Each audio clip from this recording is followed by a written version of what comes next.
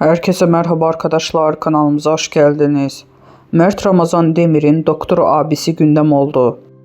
Afra Saraçoğlu ile bir dargın, bir barışık ilişkisinde sona erdiren Mert Ramazan Demir, özel hayatı ile adından çok söz ettirdi. Mert Ramazan Demir'in ailesi ve sosyal medyada çok merak ediliyordu. Demir'in doktor abisi Melik Demir ile kareleri ilgi odağı oldu. Afra Saraçoğlu ile yaşadığı çalkantılı aşkla gündemden düşmeyen Mert Ramazan Demir, özel hayatı kadar ailesi de merak konusu.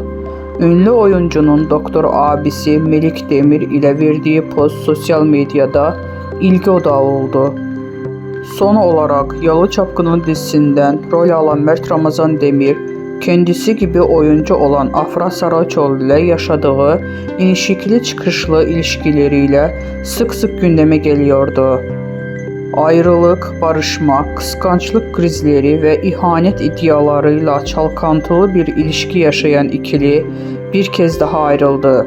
Son dönemde en çok konuşulan çiftlerden olan ünlü oyuncuların dizileri, birlikte ilişkileri de bitti. Mert Ramazan Demir'in Melik Demir dışında 3 erkek kardeşi daha bulunuyor.